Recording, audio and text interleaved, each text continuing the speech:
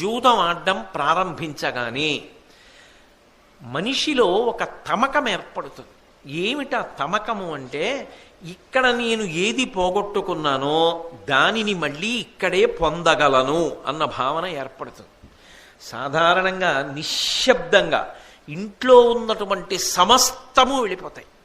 ఆ తమకం ఎక్కడి వరకు వెళ్ళిపోతుందంటే, తాను ఎంతటివాడు ఎంత స్థితికి వచ్చాడన్న విషయాన్ని కూడా ఇంకా పరాకుతో పట్టించుకోగలిగిన స్థితి ఉండదు. అదొక ఉన్మాదముతో కూడుకున్నటువంటి అవస్థ. ఆ అవస్థలో సర్వభ్రష్టుడైపోతాడు. అయిపోవడం కాదు, ఆశ్చర్యం ఏంటంటే, శ్రీరామాయణం సుందరకాండలో వర్ణించినట్టుగా అన్నీ పోగొట్టుకున్నవాడు బుద్ధి తెచ్చుకుని ఇంటికి వెళ్ళాడు. కనీసంలో కనీసం పక్కవాడి చేతులలో ఉన్న ముక్కల వంక చూస్తూ నించుని సంతోషం పొందుతాడు తప్ప ఇంటికి వెళ్ళాడు. అది కదలకుండా వెలుగుతున్న దీపాలను అడ్డుపెట్టి సుందరకాండలో మహర్షి ఓడిపోయిన జూదగాడు పక్కవాడి జూదపు ముక్కలలోకి చూస్తున్నట్టుగా ఉంది కదలకుండా వెలుగుతున్న దీపం అంటారు. ప్రధ్యాయిత వివాపస్య అని. కాబట్టి ఈ జూదం అనేటటువంటిది మనిషిని సర్వభ్రష్టుణ్ణి చేస్తుంది. అసలు జూదం అనేటటువంటి వ్యసనము ఎవరి దగ్గర ఉన్నదో వాడి భార్య కాని వాడి బిడ్డలు కాని ఇప్పుడు ఈ క్షణంలో వాళ్ళు పొందుతున్న సంతోషం ఏదున్నదో అది ఒక గంట తర్వాత కూడా రేపు కూడా మనం పొందుతామన్న నమ్మకం ఏముండదు. ఎందుచేత అంటే వాళ్ళు 7 గంటలకి పొందినటువంటి సంతోషం 8 గంటలకి అంతరించిపోవచ్చు. కారణం ఏమంటే ఆయన జూదంలో సమస్తాన్ని పోగొట్టుకోవచ్చు. ధర్మరాజంతటి వాడు దీనికి అతీతుడు కాలేకపోయాడు. చిత్రం ఏమిటంటే, మీరు ఎన్ని దృష్టాంతాలు చూపించండి, ఇది కూడా కామ సంబంధమైన వ్యసనమే. ఇంతమంది పాడైపోయారా, అందులో తమకం ఉంటుందిరా, ఒకసారి ముట్టుకుంటే నువ్వు పైకి రాలేవు, సరదాకి కూడా దాని జోలికి వెళ్ళవద్దు అని మీరు ఎంత చెప్పండి, ఒకసారి దానిలో కూర్చున్నవాడు తమకమును విడిచిపెట్టలేడు. ఆశ్చర్యం ఏమిటో తెలుసా? ధ్యానం కోసం ఒక 10 నిమిషాలు కూర్చోండి అంటే 10 నిమిషాలు కూర్చోడానికి సహకరించినటువంటి శరీరం జూదం ఆడడానికి మాత్రం రాత్రింపగళ్ళు రోజులు సహకరిస్తుంది. నేను మీకు వివరములు ఉదాహరణలు చెప్పక్కర్లా, మీరు ఎంతమందిని చూసుంటారు అలా రోజులు కూర్చోగలరు.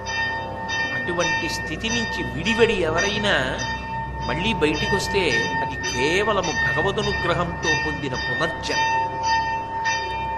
కానీ అది అందరికీ సాధ్యం కాదు. ఎక్కడో కోట్ల మందిలో ఏ ఒక్కరో భగవదనుగ్రహాన్ని పొందిన వాళ్ళు మాత్రమే అలా బయటికి రాగలరు. అందుకే అసలు అటువంటి దాని జోలికి వెళ్ళవద్దు, అది పరమ ప్రమాదకరము. దాని చేత ఏమవుతుందో తెలుసా? తరువాతి కాలంలో కట్టుకున్న భార్య, కడుపున పుట్టినటువంటి పిల్లలు కూడా చీత్కరిస్తారు.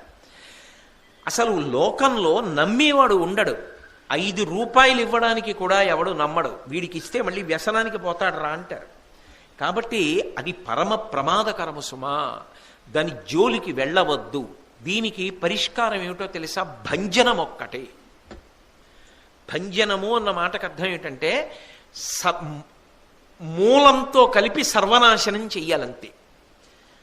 కొన్ని చూడండి, కొట్టి వదిలేస్తే చాలు. కొన్నింటిని కాల్చెయ్యాలి తప్ప అసలు ఆ రూపం ఉండడానికి వీల్లేదు. అంత ప్రమాదకరమైన వాటిల్లో ఒకటి జూదము. అందుకే అసలు దానికి ప్రవేశము ఇంటి యందు ఉండరాదు. నువ్వు ఇంట్లో ఏదైనా ఉంచుకో, చెట్టు బొమ్మ పెట్టుకో, పుట్ట బొమ్మ పెట్టుకో, కానీ సరదాకి కూడా జూదమాడడానికి సాధనమైన ముక్కలను తెచ్చి పెట్టవద్దు. అది ఆ తర్వాత తెలియక నీ కొడుకు ముట్టుకున్నా కూడా ఏ స్థాయికైనా వెళ్ళవచ్చు. దానితో పోల్చి మాట్లాడవద్దు. అసలు దానికి సంబంధించిన పారిభాషిక పదజాలమును ఇంట వాడవద్దు. ఇంట్లో విందు వినోదం జరుగుతున్నప్పుడు కూడా దాన్ని అంగీకరించవద్దు. కార్యాలయాలలో కానీ పవిత్ర ప్రదేశాలలో కానీ ఇటువంటివి జరుగుతున్నాయంటే నిర్మోహమాటంగా, నిర్దాక్షిణ్యంగా మూలం వరకు తీసేయవలసిందే, మూలపు వేరు త్రుంచేయవలసిందే. అక్కడ మాత్రం రాజీ పడవలసిన అవసరం లేదు. భంజనం ఒక్కటే దానికి ప్రధానము. అంటే అసలు దానికి స్థానం ఇవ్వవద్దు. ఇలా ముట్టుకునే ప్రయత్నం చెయ్యవద్దు. సరదాకి కూడా తేవద్దు, ఇంట్లో కూడా పెట్టవద్దు, దానికి ప్రతిరూపాన్ని కూడా ఇంట్లో ఉంచవద్దు. దానికి ఏవో కొన్ని పారిభాషిక పదాలు ఉంటాయి, అటువంటి పదము ఉచ్చరించడానికి యోగ్యమైన రూపాన్ని కూడా ఇంట్లో పెట్టవద్దు. నీ కొడుకు అడగచ్చు అదేమిటని, అది ఫలానా అంటే అది ఎక్కడుంటుంది, ఫలానా చోట ఉంటుంది, అదేమిటి అంటే ఇది అని దానికి సంబంధించి ఆటకి సంబంధించిన వివరం ఏదో చెప్పినా వాడికి అనురక్తి కలగచ్చు. అందుకే నాకు తెలిసినంత వరకు ఈ ఒక్క దాంట్లో మాత్రం ఏ ప్రభుత్వం కూడా చట్టబద్ధమైన పోటీలు నిర్వహించరు, బహుమతులు ఇవ్వరు. ఎందుకంటే అది పరమ ప్రమాద హేతువు. అసలు దాని గురించి పిల్లల దగ్గర ప్రస్తావన కూడా తేకూడదు. సరికదా, దాని పట్ల పరమ వైముఖ్యం కలిగేటట్టుగా మాట్లాడాలి. ఇప్పుడు మాట్లాడిన పిల్లలతో కలిసి మీరు వెడుతున్నారనుకోండి, రావి చెట్ల కింద రచ్చబండల దగ్గర ఇటువంటివి జరుగుతుంటాయి. అది ఏమిటి నాన్నగారు అని అడిగాడు అనుకోండి, మీరు చాలా వెంటనే జాగ్రత్త పరులు అయిపోవాలి. యథాలాపంగా మాట్లాడకూడదు. మీరు అది ఎంత ప్రమాదకరమో చెప్పాలి. అసలు సమర్థన వాక్యం మాట్లాడకూడదు. అలా కనపడిన వాడి గురించి ఏ మొహమాటం లేకుండా పతనమైపోతాడు అది పట్టుకుని అనే మాట్లాడాలి. అప్పుడు ఏమవుతుందంటే దాని జోలికి వెళ్ళరు పిల్లలు. అందుకే కొన్నింటికి పరిష్కారమేమి భంజనము అంటారు. భంజనము అంటే అసలు దాని రూపము ఉంచవద్దు. ఇవన్నీ దేంట్లోకి వస్తాయంటే సుందరకాండలో సింహికాస్వరూపంలోకి వస్తాయి. అందుకే హనుమ దాన్ని ఉంచలేదు, చంపి అవతల పారేశారంతే. అంటే భంజించడం వినా మార్గం ఉండదు.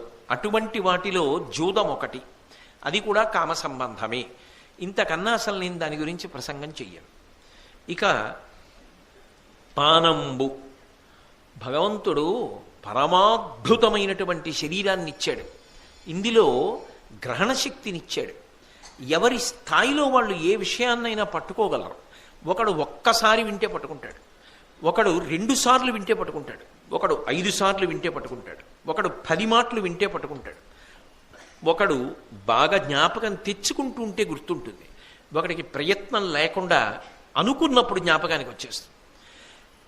అది దేనికి వాడుకోవాలి అంటే ఎప్పుడూ కూడా భగవత్ సంబంధమైన సాత్వికమైన విషయ పరిజ్ఞానాన్ని పొందడానికి నిరంతరం వాడుకోవాలి తప్ప శరీరాన్ని సంతోషపెట్టడానికి మత్తు అలవాటు కాకూడదు.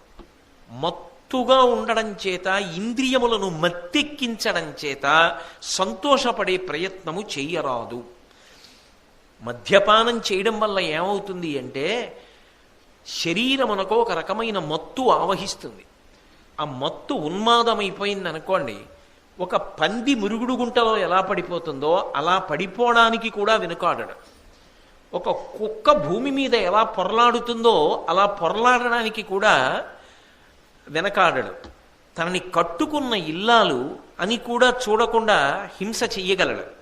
కడుపున పుట్టిన బిడ్డ అని కూడా చూడకుండా హింసించగలడు. ఇది రోగానికి దాచుకున్న డబ్బు అని చూడకుండా ఆ వ్యసనంలో పట్టుకెళ్ళిపోయి వాడగలడు.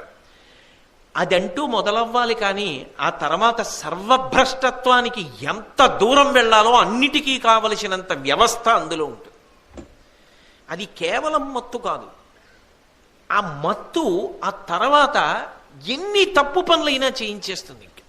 ఇక ఆ తర్వాత ఆగలేడు, అది పొందకుండా ఉండలేడు. అది శరీరమునకు ప్రాథమిక అవసరమై నువ్వు సర్వనాశనం అయిపోతావు, దీనివల్ల నీ జీవితం పోతుంది, మరణిస్తావని చెప్పినా సరే మరణించినా పర్వాలేదు కానీ అది సేవించకుండా మాత్రం ఉండలేడు. ఇది బాహ్యంలో వచ్చే భ్రష్టత్వం. ఆంతర భ్రష్టత్వం ఏమిటో తెలుసా? చాలా దారుణమైన ఫలితం ఎందుకు పొందుతాడంటే, ఇక్కడ ఎవరున్నారు? పరమేశ్వరుడు అగ్ని రూపంలో ఉంటాడు. అహం వైశ్వానరో భూత్వా ప్రాణినాం దేహమాశ్రిత ప్రాణాపాన సమాయుక్తం పచాన్యన్నం చతుర్విధం. మనం ఏది నవిలి తింటున్నామో, ఏది తాగుతున్నామో, ఏది చప్పరిస్తున్నామో అటువంటి పదార్థములన్నీ కూడా లోపల అగ్నిహోత్ర రూపమై ఆయన పచనం చేసి జీర్ణం చేసి శక్తిని కండరములకు ఇచ్చి శరీరము తేజస్సుని పొందేటట్టు, శక్తిని పొందేటట్టు చేస్తున్నాడు. అక్కడ యజ్ఞం చేస్తున్నారనుకోండి, యజ్ఞగుండంలో అగ్ని ప్రజ్వరిల్లుతోంది. నువ్వు 4 మోదుగు పుల్లలు తెచ్చావనుకో మంచిది, 4 ఆవు పేడ పిడకలు తెచ్చావనుకో మంచిది.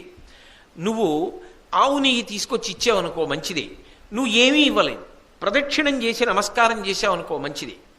కానీ అందులోకి తీసుకొచ్చి సారా పోశారనుకోండి, ఎంత ధూర్త చేష్టితం అది.